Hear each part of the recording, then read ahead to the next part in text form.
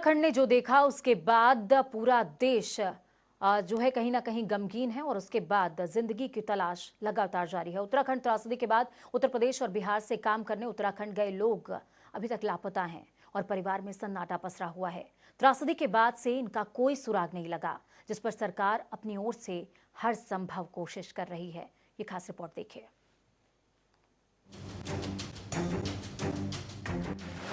उत्तराखंड त्रासदी के बाद 200 से ज्यादा लोग लापता। श्रावस्ती के रनियापुर गांव के 5 लोग लापता। लखीमपुर खीरी के 30 लोग लापता। सहारनपुर जिले के 3 युवक लापता। बिजनौर जिले के 7 युवक लापता।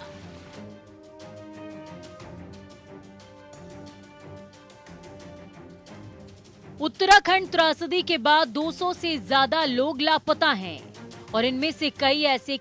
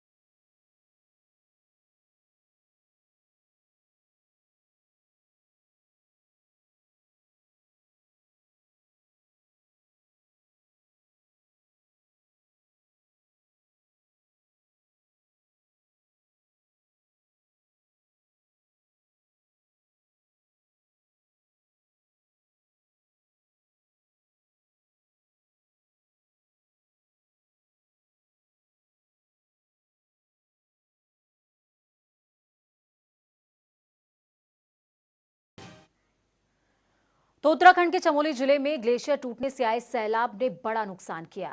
राज्य सरकार से लेकर केंद्र सरकार तक पूरी सक्रियता के साथ राहत और बचाव कार्य में जुटे हुए हैं। इस घटना पर केंद्रीय गृह मंत्री अमित शाह ने राज्यसभा में बयान दिया।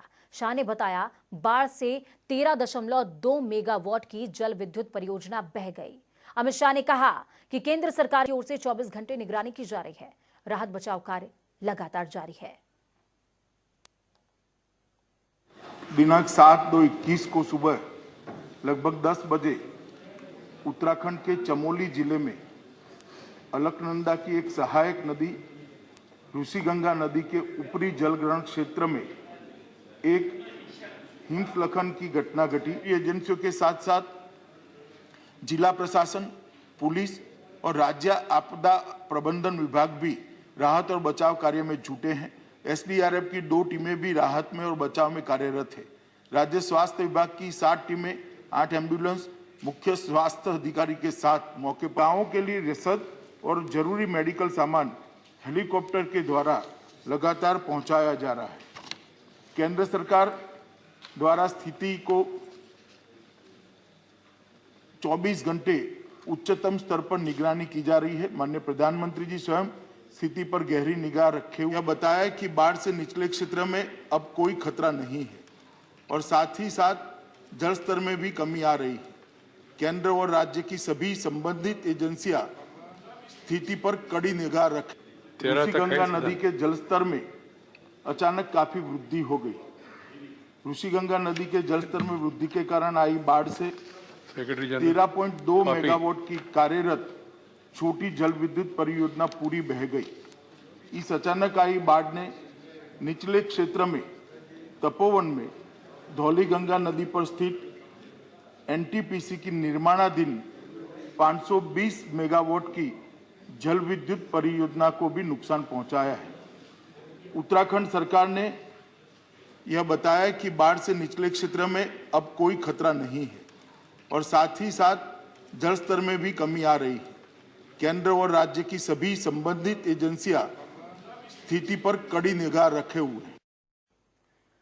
सीएम योगी ने उत्तराखंड के मुख्यमंत्री को हर संभव सहायता का भरोसा दिलाया है। आपदा से प्रभावित हुए प्रदेश के परिवारों की सहायता के लिए राहत आयुक्त कार्यालय में कंट्रोल रूम स्थापित किया गया है।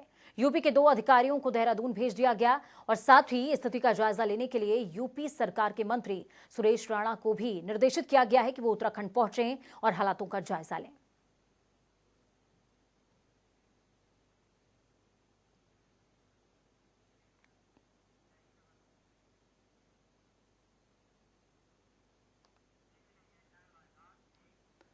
तो वहीं जल पुरुष राजेंद्र सिंह ने उत्तराखंड त्रासदी पर खेद जताते हुए कहा कि ये दूसरी बार नहीं बल्कि 5वीं बार है जब उत्तराखंड को इस तरह की त्रासदी का सामना करना पड़ा। उन्होंने कहा कि इस महाप्रलय और त्रासदी से बचना है तो कम से कम 3 छोटी नदियों मंदाकिनी, अलकनंदा और भागीरथी पर बांध नहीं बनाया जाना चाहिए। इस दौरान उन्होंने और क्या कुछ कहा, सुनिए। पुरस्कार से सम्मानित और जल पुरुष के नाम से विख्यात डॉक्टर राजेंद्र सिंह इस समय हमारे साथ मौजूद हैं। बतौर प्रौद्योगिकी कॉलेज में बतौर मुख्य अतिथि वो गोरखपुर में पधारे हुए हैं और इस समय वो मेरे साथ मौजूद हैं। आइए हम उनसे बात करते हैं और उत्तराखंड में जो त्रासदी आई है, कितने लोग जो है लापता हो गए और बहुत लोगों की जान भी चली गई, उस पर उनकी क्या राय है और हम उनसे बात करते हैं। सर, इस पे क्या राय देंगे आप और सरकार को इस पे क्या करना चाहिए?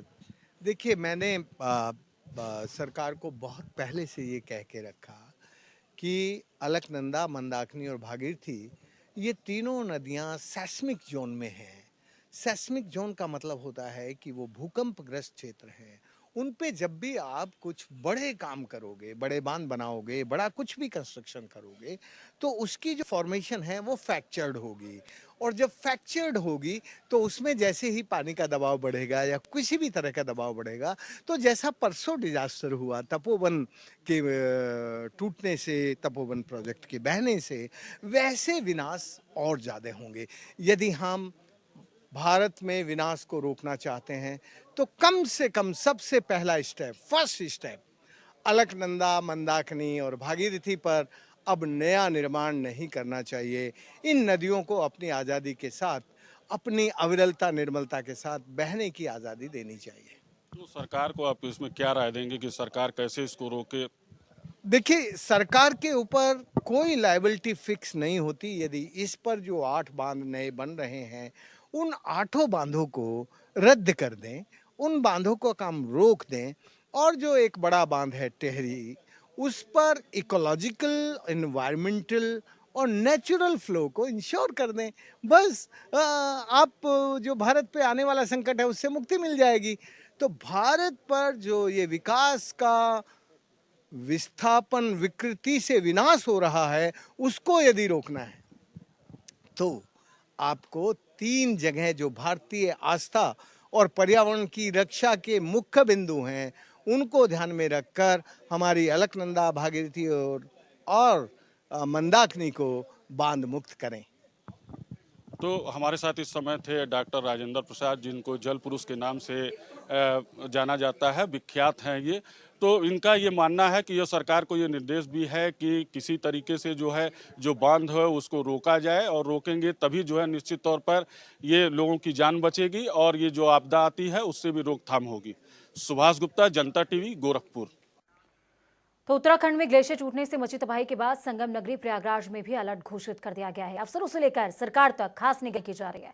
दरअसल प्रयागराज में इन दिनों माघ मेला चल रहा है, जिसको लेकर के संगम की रेती पर गंगा नदी के दोनों तरफ अलग अलग से तंबुओं का शहर एक निर्मित होता है, टेंट सिटी डेवलप की जाती है। अब इसको शिफ्टिंग का काम किया जा रहा है और इस दौरान आपको बता दें कि तमाम तरह की जो चीजें हैं वो भी देखने को मिल रही है। प्रखंड से काफ़ी ज़्यादा विस्तृत इस पर चर्चा हुई है। बाढ़ प्रखंड के हमारे सुपरिटेंडेंट इंजीनियर साहब लगातार निगाह बनाए हुए हैं, वहाँ पर उत्तराखंड में भी टच में ही है वो।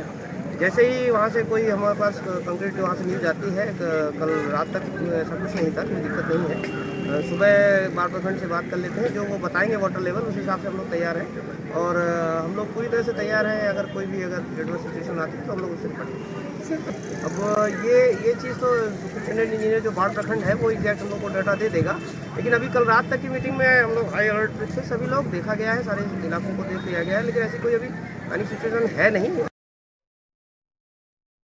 तो आनंद राज हमारे संवाददाता इलाहाबाद से, माफ कीजिएगा प्रयागराज से हमारे साथ में लाइव जुड़ चुके हैं। आनंद, आपसे जानना चाहूंगी कि किस तरीके से टेंट सिटी को शिफ्ट करवाने का काम किया जा रहा है इस समय।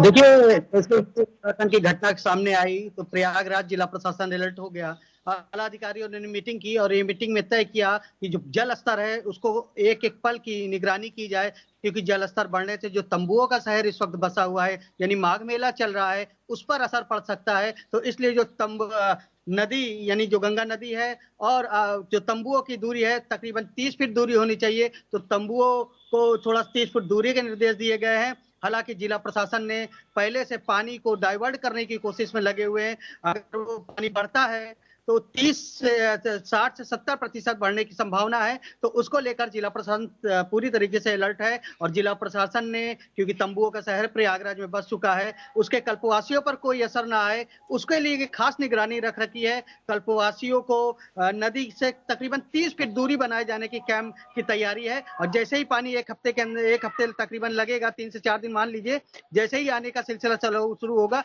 और तंबुओं को भी थोड़ी दूरी पे शिफ्ट करने की कोशिश शुरू हो जाएगी। जी पूजा जी,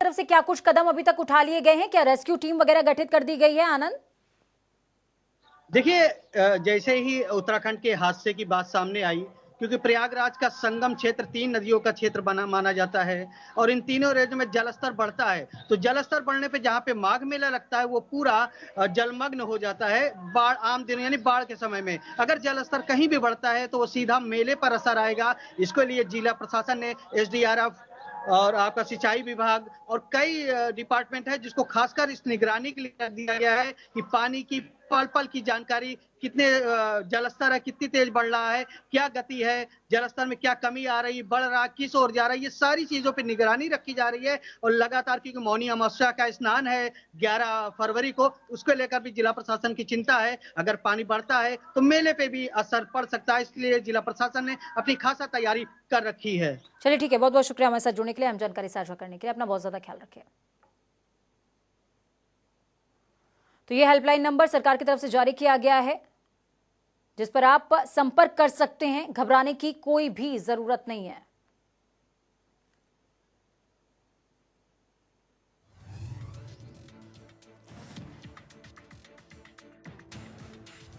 ये समझिए कि ग्लेशियर टूटने की वजह क्या होती है। ग्लेशियर के किनारे अगर टेंशन बढ़ता है तो ये एक अहम वजह है। ग्लोबल वार्मिंग सबसे बड़ी वजह है।